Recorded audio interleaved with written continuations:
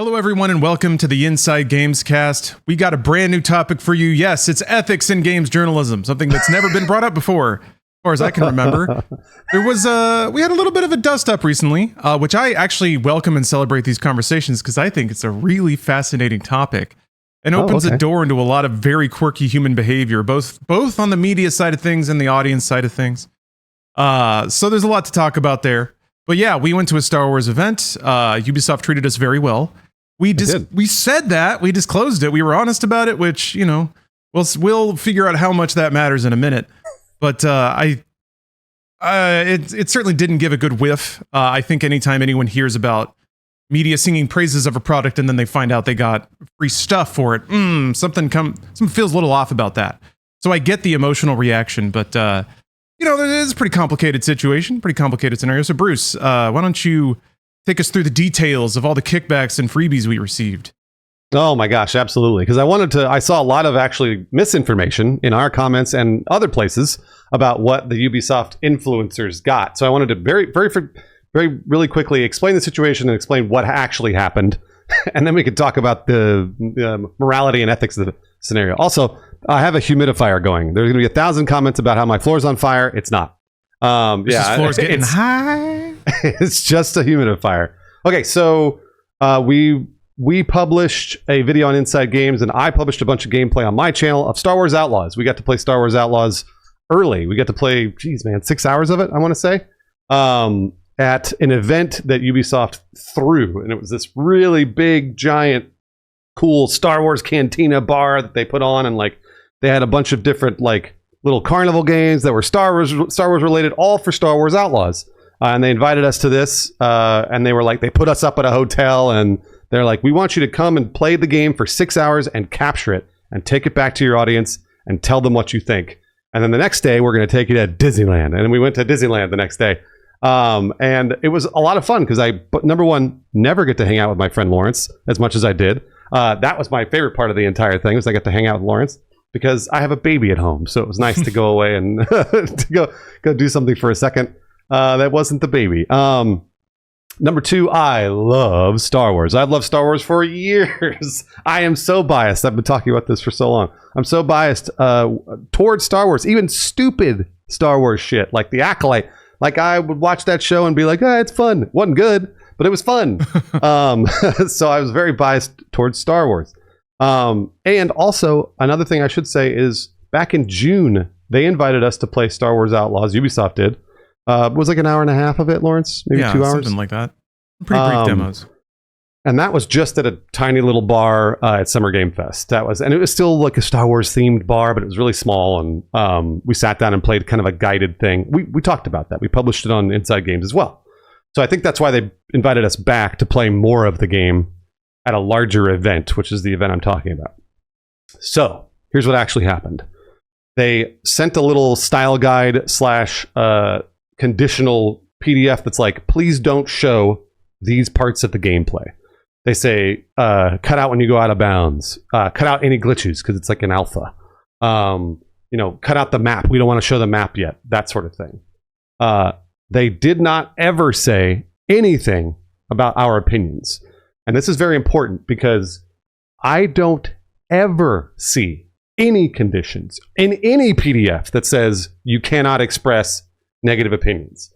I have actually only seen that once, and Lawrence actually remembers. I'm not going to say who it is, but I remember seeing a one line in a PDF for, again, this is a long time ago, for a game that they were like, you can't curse and say the game is stupid. And I was like, well, that's impossible, because I definitely did it for the game. It wasn't about your opinions of the game. It was more about like what you would express as you were playing it. So I guess if you extrapolate, you might be able to figure it out. Regardless, for Ubisoft and Star Wars Outlaws, they never once said, don't express an opinion about it. They were like, truly express whatever opinion you want. And the only thing we ask is that you don't show certain parts of the gameplay. They also wanted us to, I think it was only 20 minutes of straight gameplay, no commentary.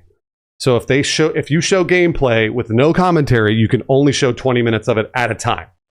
And I actually got away with showing a few extra minutes. There were a couple of videos I uploaded that were longer than 20 minutes that were just straight gameplay, no commentary. But beyond that, that was it. And I saw, Lawrence, I saw 100 comments all over the internet and including on our video that said Ubisoft paid them, which they didn't. They said Ubisoft told them what to say, which they didn't. And they were like, and I've read reports on other, blogs, minor gaming blogs that were saying the same things, echoing those sentiments that were wrong. So for me and Lawrence, I can't speak to other influencers and whatever else, but for me and Lawrence, they never once said, don't express an opinion, because that's just not part of what we do. They want us to express our opinions. And if you watched our videos, you did see us express positive and negative opinions. So I don't know what other influencers experience, but this is what we experienced. And Lawrence, if you have anything to add to that experience at all? Mostly, well, you're accurate from my perspective, but if I'm putting myself in this like the shoes of a cynical viewer, please, yeah. A couple of gotchas pop up in my head, so I want to ask them on behalf of the audience, and then you can address them. So first of all, the notion that we were paid, right? Obviously, there's many different kinds of compensation. If a Supreme Court justice goes on a yacht trip, that's still it's not money, but it's something. So and we're not stupid, right? The idea is that we got a freebie, so we think better of the game, or that we are compelled to say positive things, so we get more goodies. Or get invited to the next event. We get a competitive advantage because we get to cover games early when other people don't, et cetera, et cetera. So I have my own thoughts on that, and specifically actually from the industry side. I've seen how Stephanie operates in these environments, because she has done this exact thing of inviting creators and media to events and seen how they act, which is a whole other story. But all right, what would you say to that, Bruce? That we weren't paid, but we received compensation, and that compromises our integrity in speaking about the game. Yeah, so this is an interesting thing, because with most AAA video games like a Star Wars Outlaws or anything else, for example, generally what they do is they invite you to play these games in closed environments. So they don't say, okay, well, we'll just send you a build to your house and you can play whenever you want. They don't do that. We're going to put you all in a room and you get to play for 4 hours, but it's going to be with supervision on our machines, the whole deal. So there's kind of no way to avoid a lot of these events unless you just don't do it, right? Unless you just don't do it. And you can just not do it, I guess, but that's something that I like to do. I like to play video games. I love Star Wars. I would love to play a Star Wars video game early. I've been looking forward to Star Wars Outlaws for a year. So to me, this is a no-brainer. We've done this with other events. We did this with Armored Core 6. We've been to other events that no one ever called out. But we've done this with other events, and no one's ever mentioned it. We didn't get a trip to Disneyland at those other events. Although we did get a hotel. That's true. And you did get food, and we got a hotel, we got food, we got an open bar, Lawrence. We could drink as much as we want. So the thing is that this weird compensation, right? It varies. It's to me, if we're going to get into those little details, it's all or nothing. It's either you don't play the game at all, or you go in and do the thing, and then you come out and you trust our opinion or not. Like that's where it boils down, right? It's if you trust our opinion and you trust the fact that we're not signing PDFs that say you don't express a negative opinion, okay, well then you don't trust us at all. Why are you even watching our content? So for me, I've been doing this for 20 years. I've been reviewing consumer products for 20 years, and if you don't trust me, that's okay. I'm completely fine with it. But I would like to think that I've earned at least a little bit of trust over the last 20 years or so. So that's what I would say to them. If you are upset about this compensation, or you're upset about the hotel, or upset about the trip to Disneyland, or whatever, this happens all the time. I mean, we're talking all the time, constantly. And any influencer out there that's saying, oh man, these people that played Star Wars Outlaws, like, fuck those guys, they're hypocrites, like, they got paid and blah, blah, blah. Dude, that influencer has done exactly the same shit over and over and over. So for other, who knows what, for other video games, for other movies or television or whatever, this entire industry usually operates like this. So it really just comes down to whether or not you trust us. Yeah, it really does. I run it through a couple of ways. In terms of like compromising integrity, Bruce, like you said, we've been doing this for decades at this point, and we didn't get into it for the money or for the clout, really, because those don't exist. That's right. Yeah. So to some degree, you gotta take the freebies where you can get them. I remember when I worked at Machinima, the few events I would go to with an open bar, I would tank up because they didn't pay me enough otherwise. Don't let people convince you that games media types are sitting on a throne of cash, because it's certainly not the case. Not that, but that's the other thing. You don't have to pity them either, because it is nice to make any money off of fandom and video gaming. So it's like it kind of cuts both ways. I know as the audience, you hear about somebody who got to go and play Star Wars early, which is already awesome, and then they also got to get a free trip. Man, fuck that guy. I don't take it for granted if that gets us any. Me either, man. This is like the first time I've seen this happen with so many other influencers, by the way. And I got so excited because I've never been invited to one of these. And I was like, holy shit, that's so cool. I can't wait. Like, I wanted to play the game anyways, and they're going to send me to Disneyland with Lawrence. I was like, yeah. So I'm in the same boat. I've been grinding out blog articles and YouTube episodes for, like I said, decades now. And in every one of those situations, I was on staff with somebody else that would be able to like get those opportunities because they were better about angling on things or asking for stuff or whatever. I don't know. Whatever human games that people play to trade favors like that. So it was actually kind of a career moment for me, honestly, to be able to enjoy something like that. As far as whether or not it compromised my opinion of Ubisoft, I mean, subconsciously, I can't say because that's subconscious. But if I look at it from my own behavior, like you said, Bruce, we were both pretty positive on the game before we received any kickback at all. Now, early access might be a kickback into itself, but, that video did all right. It's not like we got rich off of that preview. It made like $200, Lawrence. Yeah. So if you think about it from our motivational standpoint, it's pretty clearly not coming from there. Otherwise, we would have been doing that stuff a long time ago. And I also think people can trust their own discerning opinion, or trust is what it comes down to. When somebody's being fake. It doesn't happen so much in movie trailers anymore, but all the like action-packed thrill ride, edge of your seat thriller, drop quotes from old movie critics and stuff. The most disingenuous thing in the world, but they were just saying what they needed to say to either get quoted in the trailer or get invited back to the next one. That's not really what motivates me, going to press events. It is nice to meet people. It's nice to spend time with colleagues and friends. But again, if that was why we got into this, we would have quit a long, long time ago. For me, when it comes down to motivation, certainly our motivation is not early access to things and free trips, but what do we gain by turning them down? Which, interestingly, some people do. Stephanie, in the last couple of years, has encountered games media that get very weird about accepting any gratuities at all. I guess because they think that it might put them on the hook for getting called out by the audience.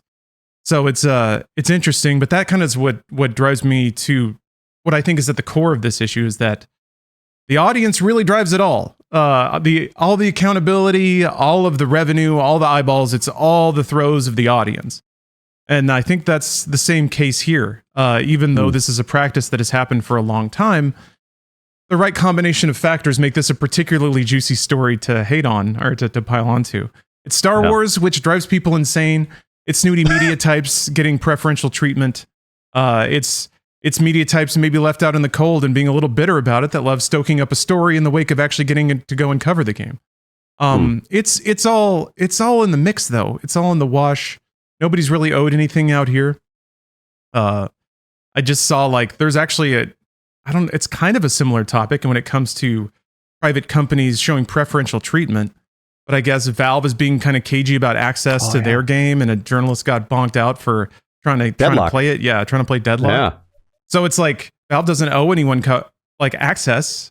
People talk about preview events like it should be equally shared. But again, if you maybe with a dash of cynicism or realism, really, let's be honest. It's a private company trying to drum up media for their product that they want to sell. and they're going to intentionally invite people that will probably help them to that end. There's no parade for games journalism equity, for intentionally inviting audience or media outlets that are going to come and shit on your thing. So I don't know what people expect. Following any of these conversations through to their terminus doesn't leave me with any fixes for anything. I mean, I have a fix for you, Lawrence, because I've been thinking about this. The fix is that no one does this. So I'm basically like, if we have decided that, because I know what the audience, I've seen what the audience is thinking, and I really try to anticipate what they think and also understand what they think, which is people are like, well, then this is unfair. Like, no one should do this. This should never happen. And I'm like, okay, you're right. Here's what has to happen for that to occur. Video game companies should no longer ever throw an event. The only thing they can do is do a remote in from your computer to play the game early and send it to everybody, every single games journalist that exists. I mean, that really, truly, this is the way. And I'm not. What about streamers and YouTubers? And then what about all of them? Everyone. So everyone. Everything's open beta as soon as it's in preview playable state. If they have decided they're gonna do a preview event, it has to be for everybody. And again, this is not me joking. I'm really, in order to make it equal. So there's this thing called Parsec that you can use to remote in and play a video game on their servers or whatever. Because they generally, like I said, they won't send out a build. So they have to have everybody Parsec in to play their game for 3 hours. They get to capture it. And every single YouTuber, Twitch streamer, games journalist, all of them, they all get to do it for the 3 hours. And then they sign an NDA that says that whatever, they can't release their coverage until this specific date. And that's it. That's all. That's the only thing it says. It says we can't sign up to this date, or you can't release the coverage until this date. And then they can say whatever they want. Right? That should be the only thing that we can get. Because truly, if they start inviting, like Lawrence said, if they start picking out people to invite, well, there's bias there. So we can't do that. Wait a minute, hold on. Did they invite them to a restaurant? Oh, fuck. No. That's free meals. No. We don't do that. Free meals or free drinks? No way. Did they invite them to a place in Los Angeles versus New York? No. Can't do that. Because people are in Los Angeles and not in New York. What are they going to do? Well, they can't fly them out and put them up at a hotel because they take a hotel. That the hotel is part of it. See, so it's like you said, Lawrence, following it all the way to the end, it either has to be perfectly equitable or not at all. Or they just never do it at all. And some companies do that, by the way. Some companies are just like, no, fuck you, we're not going to do that. No one gets a copy until the game is out. And I've seen that happen. And you know what? Everyone complains about that. The audience complains about that. It says, well, wait a minute. Our journalists didn't get a review copy. So how do we know what it's like? Well, I mean, media complains about it because they lose. Oh, for sure. They lose a competitive advantage, which I think is they lose the clicks. Mm-hmm. But I mean, the audience specifically complains about that because then it's like with Cyberpunk. Cyberpunk didn't have console copies out until it was a couple days before or day before, whatever. And everyone was like, well, that's because the game is bad on console. No one had a chance to blah, blah, blah. And then the audience exploded because they didn't have a chance to see what it was like on console. So it's this very interesting, it either has to be perfectly equitable or not at all. And that's why, again, I come back to the same thing, which is trust. Like, you have to just trust the person that you're watching, whoever it is, me, Angry Joe, Lawrence, Polygon. Do you trust them to be unbiased when it comes to what the video game should do for the money? I don't know. I have bad news, audience. That's never going to happen. They're never going to do that. They're never going to do the equitable thing. They're going to do what works for them because they're a private company and they need to make money. So if Lawrence and I are lucky enough to get invited to another Ubisoft thing, great. And if they don't invite us, well, too bad. So yeah, I agree. It's not. I'll say this: it's not comfortable accepting any kind of goodie or compensation from a publisher and then having to cover the game negatively. At least I don't like that. And it did make me squirm a bit, where it's a lot easier to do when you haven't met the people and shaken their hands and eaten a chicken fried steak on their behalf. So I'm trying to because I think disclosure is everything here, and I think that says a lot. And honestly, we did it, so it makes me feel better about myself to harp on it. But it's like you said, it's trust, and I think that goes both ways. Bruce and I trust you, the person listening right now, to make a decision with your adult brain about the information we give you, because that's kind of the goal. We're not here to think for you. We're here to hopefully enrich your gaming experience with adjacent media. So if we say, hey, Ubisoft treated us pretty well, but also our opinion of Star Wars Outlaws is unchanged, and it's still pretty positive, I don't know, you can take that to mean something, but also, we told you. If we were trying to hide it, we would have tried a lot harder. And that's the case with all of our sponsored media and everything, is we always disclose if we've gotten game keys for free, or if we received a trip or anything like that. So it's been disclosed in the videos. If you decide that invalidates that, then you can decide that. But also, I think you could trust yourself more. I don't know that you have to. People get really conspiratorial about it and start panicking over things that aren't quite happening yet. And I guess it's the idea that they might, or that it's happening behind the scenes. I don't know. I kind of going back to a different topic. I think that the gaming audience has less to be worried about now than they did, 15, 20 years ago. Because we were in this situation too, where we were on staff somewhere. So our salaries got paid regardless of the tone, tenor, or opinion of what we produced. Theoretically, that made us have more integrity, right? Now we're entirely beholden to the throes of the audience, just like pretty much every other games media outlet, which has created a different sort of motion in games media. I think it's better this way, though, to be honest, because in the past, man, you had a lot of writers and games media producers that were producing media for each other and not necessarily for the audience.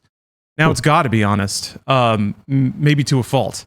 But yeah, it makes me wonder also if it weren't Star Wars, would it have been a thing? I don't know. No, because we've done this for other events. We've gone to other events and covered the games early. And I mean, we did an Armored Core 6 thing. Again, we did all that stuff and nobody batted an eye. It was just it was fine.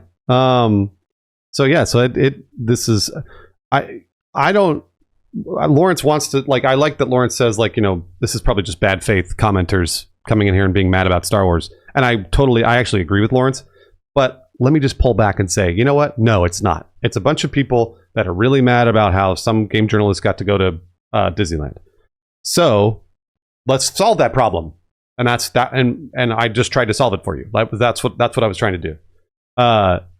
And another thing that I should say often is that every single person that plays these games gets an early copy for free. Everyone. So they don't buy the game.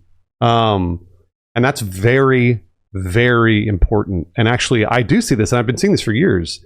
When you get a copy for free, you are supposed to disclose it. You're supposed to say out loud or put in your title or whatever, thanks blank for the code, thanks Ubisoft for the code or whatever. So that's another thing. That's another important thing is that people have been getting free games for as long as games have existed, and they haven't paid for them. So I usually try and put myself in the audience's shoes and say, well, would I pay $70 for Star Wars Outlaws? I still have not decided that question, by the way, for Star Wars Outlaws. I'm not sure that there is $70 worth of game there because I haven't played enough. I don't know. I'll be able to tell you when I stream it, but I will not be able to tell you because, again, we just did the little preview events. This was fun for me to get an early look at it because a lot of people had asked me questions about it. But I don't know if it's worth your $70 yet. I can't give you a full review. Yeah, it's just interesting how standards get enforced when there's something to be mad about. Also, I feel like the term game journalist is such a weird title. It doesn't quite describe what most games journalists do. There's a handful that actually do journalistic reporting. But honestly, we're not even specifically in that camp so much anymore. So I think it self-implies a lot of rules and austerity that really don't apply to the influencer media landscape, which is honestly what it is more of. Mm-hmm. So I think there can be some crossed wires there. The problem is, like I said, there's not a living in stoically turning down every product that crosses your path, and every competitive advantage, honestly.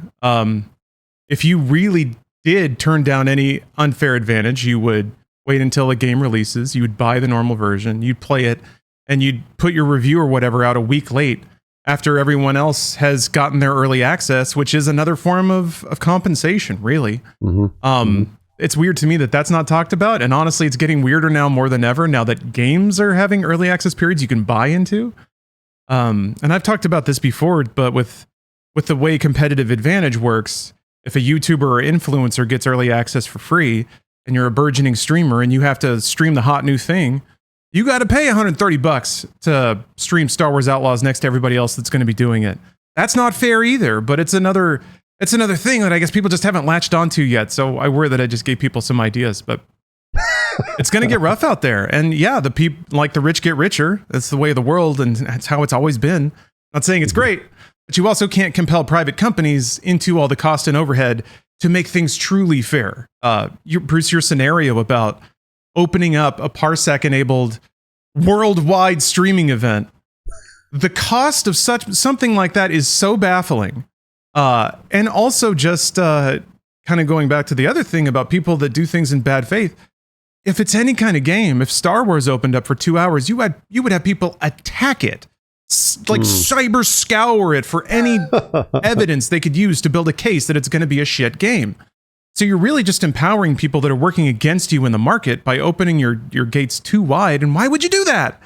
For the morality of total equality on the internet, for the video game that you're going to launch that's about space wizards and laser swords, it just gets like all the way down at the bottom of that iceberg. It's just crazy town. It's a lot easier to float all the way up to the top and realize that you live in the real world. And yeah, people have agendas and they have influence and they try to schmooze each other over, and it just happens. And yeah, if you can't trust the people who are honest with you about that, and hopefully through their words and actions see that there's some consistency there, that's for you, I guess. But I think at that point you are more invested in the drama than you are maybe the practicality of games media coverage.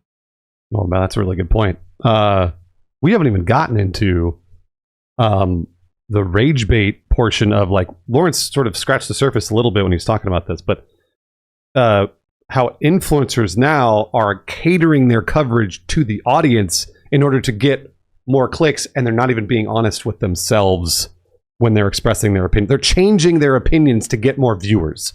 And this is something that I don't think maybe we had seen up until just a few years ago now, that the algorithm really reinforces rage bait. That this is happening, and it's funny because I see people, yelling at people for hotels and stuff like that. I'm always like, have you even caught on to the fact that other influencers they're telling you what you think so that they get more views? Like, that's crazy. That's crazy. To me, that's even worse. That's like 1,000 times worse. And I've been turned on to the fact that some people will, like some YouTubers or whatever, will upload a video with an opinion about a video game. If it doesn't hit with the audience, they'll delete it and upload another video with a changed opinion that they know will hit. And that blows my mind. That's just like the worst possible scenario. They're only making videos to cater to tell the audience what they want to hear. That is the worst form of coverage, in my opinion. Yeah. When it comes to compromised integrity, to me, that's a lot worse than accepting a hotel flight or even a theme park trip and maybe being able to separate those things in your mind. If you are just a vector for the audience's consensus, I guess that's a job now. It's kind of weird that that's the case. Yeah. But I guess I also get it. People like to be validated. Yeah. Just thinking purely from a media perspective, it's a bit scary that, because there's, I guess, echo chamber is the word for it. Audiences say this is the way it is. Somebody gets up and makes a very elegant case for that being the thing. Then the audience sees that, they get doubly reinforced, and it just like circles around. Which I think I think sometimes we see people that are in that cycle pop out and leave an angry comment on one of our videos, and they speak in like hypercharged language from just a really angry place, because I think they're just steeping in it, and they think that's how people communicate. Yeah. So it's Yeah, I saw this start to happen. Well, I mean, it's a charged word, but honestly, Gamergate was the first really big online campaign where there was a whole base that loved being told a story. And they kind of cycled it and they refined it over the course of like telling it to each other multiple times, made it a whole packaged thing that could then be spread and apostolatized. So now we're getting like mini quakes of that every time there's a bad game. It's funny because people will still needle us about Suicide Squad. Oh yeah. Which I still think is a good game, but I also enjoyed my time with it. Yes, it's messy, Yeah. and it didn't hit. But there's dog piles, and if you try to temper out the dog pile, then people say that you're missing the narrative, that you're the one who doesn't get it anymore. And it's like, no, I get it. I'm just choosing not to play that game. But to some people, that compromises your integrity because the only reason they come to you is for that validation. I only came to you to be told I was already right, and you were failing your job, which is how a lot of people interact with gaming YouTubers, which leads to the rare events you talked about where somebody will actually take down a video because they whiffed on chiming in with consensus. So, and I think this also goes back to motivation. Bruce and I are not in this for the free trips. If we were in it for clout or money, we would have told you Star Wars Outlaws is garbage. We would have told you that Suicide Squad is an embarrassing train wreck. But I don't know. I think we're lucky to not necessarily need to do that to grow or be, semi-successful. So yeah. I embrace that because I do like, I can remember getting into the industry or whatever and not necessarily feeling any restraints about integrity or respect or anything like that. It felt like it was a huge ocean, and who cares if I'm just trying to bite off of like the underside of a giant whale. Now I'm a little differently minded. I also have grown up a lot more and worked a lot more in the world, so I have a lot more respect for the collective work of hundreds of people. Anyway, that's from my perspective when you break down motivations and which masters do media types serve. It's honestly you guys, but that can have some bad reflections and lead to some weird assumptions about the nature of what we do. It's a real nightmare out there. It really is, because I really do see people echo back opinions to the audience that it's basically like it's just this Ouroboros of not even negativity. It's just like the specific opinion that this internet person said. Like, let's say Asmongold said this one thing. Okay, well, Asmongold said this, then his whole like army of followers goes out into the internet and spreads that opinion to a bunch of other people. And then some of those people might be influencers that make YouTube videos. They make a YouTube video based on that Asmongold opinion, and then that army of people then spreads out on the internet, does it again. And it's like this, and none of it could be honest. I'm not saying that Asmongold's a liar. I'm just saying that maybe he said something that he saw got a rise in chat or got a rise in views, and then doubled down on it. Again, I'm just using Asmongold as an example. I'm not saying it's him. But he saw that he got a response, and he got more views, and he got more money or whatever. And then he's going to continue doing that because it's making him more money. So that's the thing that we don't do. And the reason I say we don't do that is because I know how to do it. I know how to make videos that echo your sentiment and say, okay, yeah, we'll just say what the audience says because I know it'll get more views. Like, I've been doing this a very, very long time. So has Lawrence. We know how to turn it on and be like, well, this isn't what we think, but this will get us a lot of views. And you can see that echoed in our titles and thumbnails. When we title and thumbnail, everyone hates Suicide Squad, whatever. We do that because it's we know that's what the internet is thinking. That is their opinion. But then when you click in and watch our video, both Lawrence and I are like, there's not much to be angry about with this game. Like, it's not as bad as everybody says. Like, we're actually giving you our opinion in the video. But the actual title and thumbnail of our videos generally echoes what we think the internet is thinking. So we're not, it's like we're not using our superpowers for evil. That's and if you're here listening at this point, you probably already know that because you've stuck around for 30 minutes in a podcast, right? But a lot of people don't know that. And maybe if you've watched us long enough, you probably have experienced that. So Yeah. The I think it's not as trustworthy of a motivator to cater to the audience than it is to a corporation or product, if that makes sense, because the audience's whims can be malicious. A company just wants you to buy something. And I think that's pretty simple. And if somebody's opinion is bizarrely positive, or they're just like fluffing up a bunch of stuff without specific examples, that's pretty straightforward. But yeah, this whole new internet culture, say new, I think it's been around for about 10 years now, where yeah, it is just a cycle of like reinforcement of opinion without a whole lot of fact, because like there's no accountability, for better and worse maybe. People just say whatever they say, and whatever swings the masses wins. Mass audiences certainly don't hold people accountable for, consistency and in authenticity or anything like that. Words are cheap and they're forgotten nearly immediately, so people can say whatever they want out here. Yeah, I can't speak for you, Bruce, but it is a little weird to me when we ostensibly do our jobs in differing with public consensus, when we see it kind of swaying too far one or the other way. And then people tell us we're the ones who are lying or making it up or not doing our jobs. Yeah. That's when it's truly kind of inverted, when the audience has, like, they've started to assume that that's the right thing to do, is to just be a good storyteller, I guess. Yeah, I think it's really scary. And it actually genuinely it scares me, because this isn't just happening in games. Mm-hmm. This is happening in politics. It's happening everywhere. And this is something that I think everybody reads about now, is all the misinformation and, whatever fake news that's everywhere. It's happening when it comes to really important shit, not video games. If it was just happening in video games, I could kind of shrug it off and be like, whatever. But it truly is happening everywhere. And I'm seeing, family members and friends get caught up in this grift that, again, since I've been on the internet, I've been watching it for so long, I'm like, no. I see, I know the game they're playing. I know what they're doing. Like, just don't do that. Don't buy in. But it's too late. So just be really careful out there. And like Lawrence said, like, you've got a brain, dude. Use it. Fucking formulate your own opinion. If I see one more comment on our video that blank made their video, you should just watch their YouTube video, these guys are wrong, that shit's gone. I'm tired of it.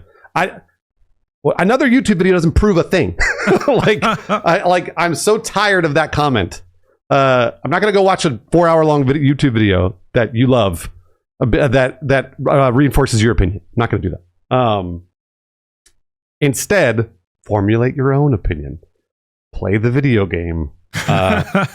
Or don't buy it at all. Like, I don't care. That's something that's very important to me. I'm always like, if anyone's on the fence, if they're negative about it, any video game, don't buy it. Stay away from it.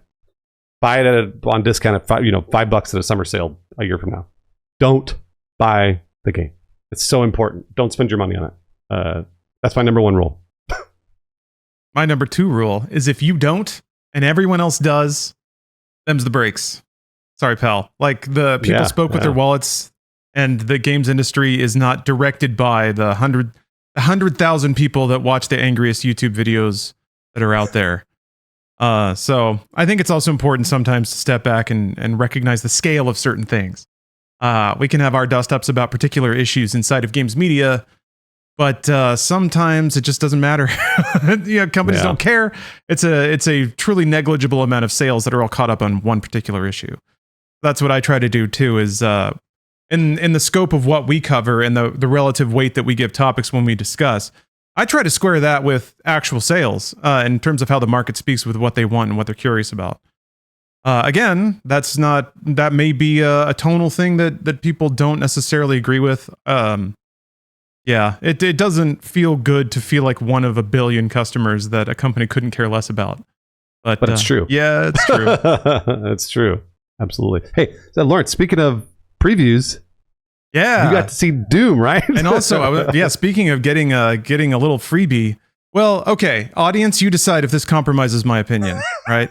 I bought my own airfare and paid for my own hotel room and bought my own BYOC seats for QuakeCon in Grapevine, Texas. However, I was lucky enough to run into one of the gentlemen at Bethesda at the Xbox event we both went to, and he hooked me up with a free PC rental. It was just set up and ready when I got there. So you're bought and paid for. You're bought and paid for, Lawrence. That's bullshit. Maybe. Yeah, I mean, I had a great time at QuakeCon, and part of that was not having to lug my PC on a plane and set it up through like 100-degree weather. So, disclosure, but also I've been to QuakeCon for 20 years. I used to have some real ratty QuakeCon shirts that were in prime rotation in my wardrobe, but they're gone. I don't remember when I got rid of them. Anyway, yes. So there's a tradition at QuakeCon, I think actually 10 years old at this point, when they showed Doom 2016 in person. At the time, they asked nobody to record it, nobody to stream it. They did the same thing with Doom Eternal, and to this day, no videos have been posted. So they got an entire room to respectfully watch something and be in the moment. That's cool. Yeah, it's. I think it's awesome. It kind of tickles my cockles a little bit. QuakeCon has some hippie spirit to it, which I've always liked. And then, as far as I know, nobody's posted the Doom Dark Ages demo that they showed at QuakeCon. But I saw it, came into my eyeballs. I got in there like with 10 minutes to spare. I was really stressed about it, but it worked out. And man, am I a Doom fan. And that was before I got hooked up with a free PC rental. So, but I did get a free copy of Doom Eternal. It's not looking good, Bruce. I know. I told you bought and paid for it. But man, Doom Eternal's great. However, Doom the Dark Ages, and this was my inkling watching some of the earlier footage, and now that I've seen a more extended demo, which honestly didn't show too much that was new. It was just kind of like more padding on the ends of the clips you already saw. It does seem like it's a very pointed response to people that thought Doom Eternal was too fast and too ridiculous in terms of input and speed and complexity and difficulty. And I get that. If I go back and play Doom 1, you're a dude with a shotgun running around. There's no jump. You're just blasting and running. So it seems like that's what they're going with. You're much more rooted to the ground. You're tankier. You have some movement options. There was like instead of a meat hook, which is like the big grapple hook move from Doom Eternal in 2016.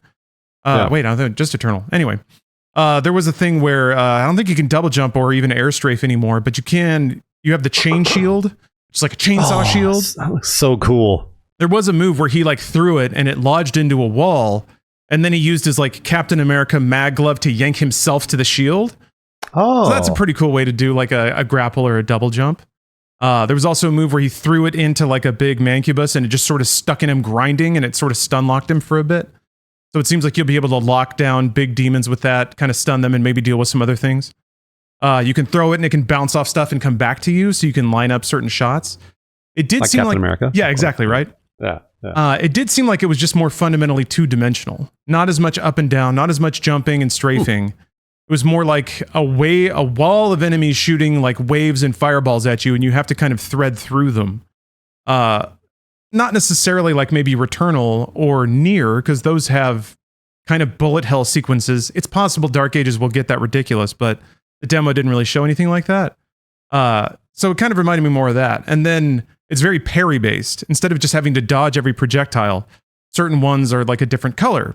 And then you can like bong, shield parry them and send them back, which reminded me a lot of God of War, because God of War is another very stuck to the ground, two-dimensional kind of combat game where you really do feel like you're just a tank, just chopping through these huge enemies. So I think that's more the feeling they're going for. You were like a Ferrari. I think the comparison that Hugo Martin's already made, the game director, already made about Dark Ages is that in Doom Eternal, you're a Ferrari. In Doom the Dark Ages, you're a monster truck. Just smashing everything. I love that. Yeah, me too. I like the approach. I'm glad they're doing something different. I worried from 2016 to Eternal that they would listen to the critics too literally and be like, okay, we got to make it slower. We got to make it easier. They did the opposite. They made it faster and crazier. It seems like Dark Ages is their attempt to make or to address all the concerns people had about Eternal. It's more rooted to the ground. Everything's kind of in front of you and coming at you, and you feel like you kind of bulldoze through things as opposed to having to run and jump and dodge and all that stuff. Yeah. So I'm really curious how people will react to it. I would like to see a lot more of it. Oh, they showed some other things. They talked about a variety of melee weapons you can equip.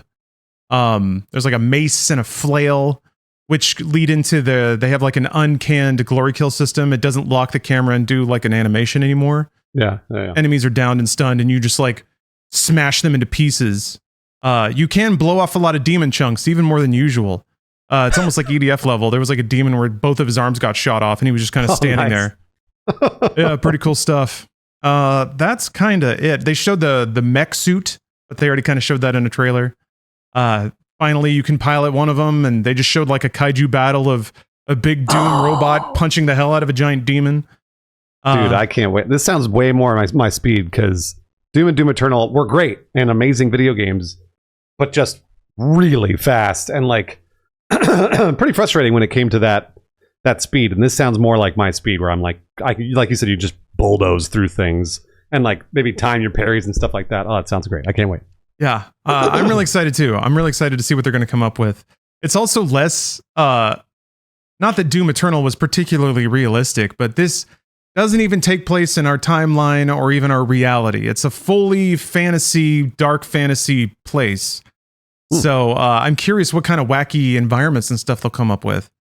Because even working with like sci-fi labs and things like that, they were still able to take you through a lot of pretty crazy looking spots in 2016 and Eternal.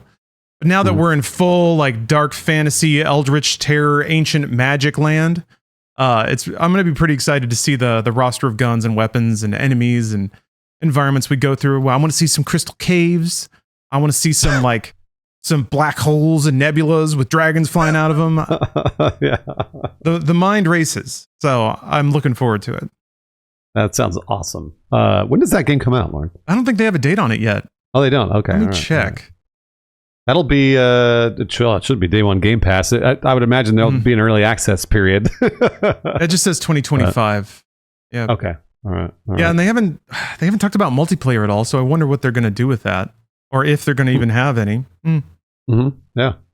But yeah, I think 2016 had an open beta for the multiplayer. It's funny because people were amped up to hate that game. I remember everybody said it was utter shit and terrible until the game actually came out. Even in the open beta, people were dead set on hating it, and I was like, what's going on? This is actually pretty fun. This is a fun shooter. Yeah. It was like a weird. It was an old head kind of thing. I think it was just assuming that they were going to whiff the reboot, and that old Doom can't be surpassed. And we all remember that, right? Because we're legitimate. It was a weird phase, but now good thing people are on board. So. Oh yeah. Yeah. Absolutely. Yeah. No, that looks awesome. I mean, like just now you describing it even more sounds better. I mean, that trailer was such a good trailer. Like, I don't think there was anybody in the world that didn't like that. So even more now, I'm just very, very excited for it. And I love going through those campaigns, even just because I know I'm not going to do it on the hardest difficulty or whatever. I'm just going to have fun, smashing shit, and that's kind of what I want to do. So.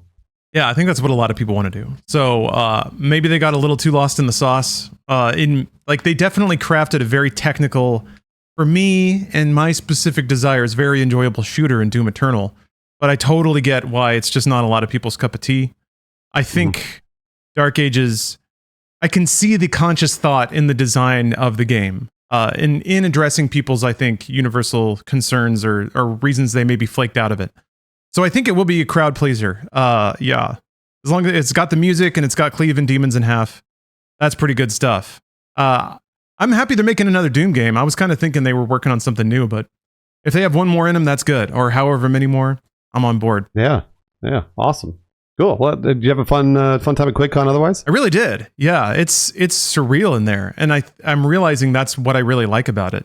Just in a big, dark airplane hangar, basically, with thousands of PCs, flickering monitors everywhere, a low murmur of just people talking, the occasional Hollywood quality death rattle, just people yelping and screaming at their seats, talking shit. People have been whooping like baboons in there for a while. I remember people doing that in the late 90s, and they're still doing the weird weird shouts and like rolling refrains that roll back and forth across the room. And yeah, people bring up projectors and they'll just shine random stuff on the walls. So it's just wall-to-wall digital stimulus. It's close to what the inside of my brain feels like. So it's good to be there in person. That's awesome. That sounds like a great time. It really is, yeah. And just 24 hours rolling nonstop. People slumped over at their tables, getting weird because they're low on sleep and juiced up on caffeine. It's a good time. That's a good time.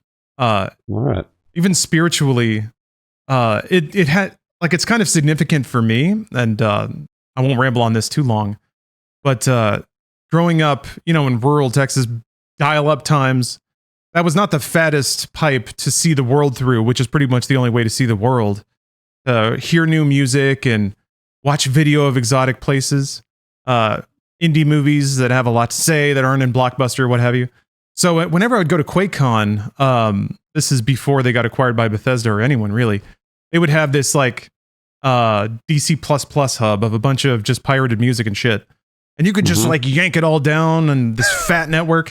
And it was kind of consequential because it ended up being, when I trace back the legacy of my life, those were huge moments of being exposed to a lot of new media, new ideas, new concepts, art history. I accidentally, that was kind of the thing that cracked it open for me. So I feel a really strong connection to that event as being a cultural epicenter. At least great. It was for me. Yeah, man. How many QuakeCons have you gone to? Total, not too many. All said, I want to say like 6 or 7. Oh, okay. That was more than count it up. Yeah. There were a number of years there where I couldn't really go or just forgot to. But I'm back in touch with my roots now. Good. I'm glad to hear. I mean, it's something you should do every year. It sounds like. So. Yeah, it's a good pilgrimage, and it's just a really fun time. Everyone there is real chill. So good. Yeah, I just very briefly got to talk to the guys that were working on Doom, Hugo and Marty. And it was funny because I was like, Lawrence introduced them to me because I had never really met them, and we talked to them at an Xbox event a few months ago at Summer Game Fest. They're just the nicest guys in the world. They were just like so nice and unassuming, and I remember like talking to them and going back and then being like, and then like reading a couple of interviews. I was like, wait a minute, that was Marty Stratton. I was like, what the fuck? This guy's been making video games for 30 years. Like, he's like one of the pioneers. And he's just some random guy that was just wanted to talk about anything. It was just like really nice. So it made me want their game to succeed even more. Oh, you've been bought and paid for, Bruce. By meeting someone who was nice to you. But they're nice, and I want their video game to succeed. It's like, that's like any artist, right? Isn't it? Yeah, don't we want any artist to succeed, especially if they're nice? I mean, yeah, you're right. Yes. I don't know. Even like, it's funny because like there are lots of people. There are shows that I'll watch and I'm like, boy, this show's fucking terrible. But I'll read an interview with somebody who's in the show, and they obviously they're really nice, or they've done charity work, and I'm like, you know what? Maybe I want that show to succeed, even though I didn't like it. I want that show to succeed because I like the way that person carries himself in real life. I don't know. I'm gonna go one more. And this is an easy dunk, so thank you for setting me up. I don't want any game to fail. Why? What's the value in that? That's true. Yeah. I can't think. There are games I don't like. There are games that maybe represent things that I don't even think are that positive or progressive or altruistic or whatever. But I don't want them to fail. I don't give a shit. I would rather every game succeed so everybody can have a job and keep doing what they're doing. So it's, not to relate it too much back to ideas about toxic media, but the idea that we have to antagonize certain things out of our industry because we personally don't like them is a bit odd too. And I get it. I'm not stupid, but at the same time, it's just weird how normalized some of that's become as a creative philosophy. Like that we make a show where we make media to go on the attack. It's not to celebrate what's good. It's to get rid of what's bad. And then that leads to like labeling and very easy, like, well, we don't like Star Wars, so what's bad about it? Oh, it's open world. That means it probably has a battle pass. So fuck you, Ubisoft, or something. I mean, I think it does have a battle pass.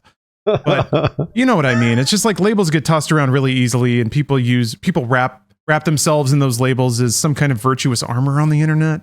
Why bother, man? Why bother? Maybe just play the games you like and don't worry about the rest. Let us do that. And we'll think for you. No, I mean, Lawrence, you're right. I don't want any game to fail either. Maybe that's why the way we cover the things we cover and the way we do it, because I don't care if a bad game succeeds or a good game fails. I don't want that I want every game to be available for everybody so that everybody can play what they want. That's what it boils down to. And if something is bad, I will tell you. When I didn't like Concord, I didn't like Concord. That was just the way it went. And if I like Star Wars Outlaws, I like Star Wars Outlaws. I don't know, it's like, that's just my opinion. And you don't have to agree with it. I always say it over and over on stream. You don't have to agree with me. I don't care. It doesn't matter to me. If you see something that you don't like in Star Wars Outlaws, then don't buy the video game. It's that simple. Use your wallet. Well said. Well, thank you for using your eyeballs or your ears, your ear holes, to watch and perceive this podcast. Bruce, thank you for your time. These conversations are always so fascinating to me because I've kind of run them through my head a lot too to make sure that I'm square with what I'm doing and the treatment that I receive. So I love talking through this stuff. I hope it was interesting for y'all. If you have any questions or want to press us about anything, as long as it's done in good faith, I'm always happy to talk about this stuff. So me too. Yeah. Feel free to chime in on anywhere, and we will chime in with you soon. Another Gamescast in a month or so, but we got more Inside Games episodes coming up with more amazing gaming news to cover. Thank you to our patrons. Always appreciate you guys. We'll be in touch real soon. Bye, y'all. See you later.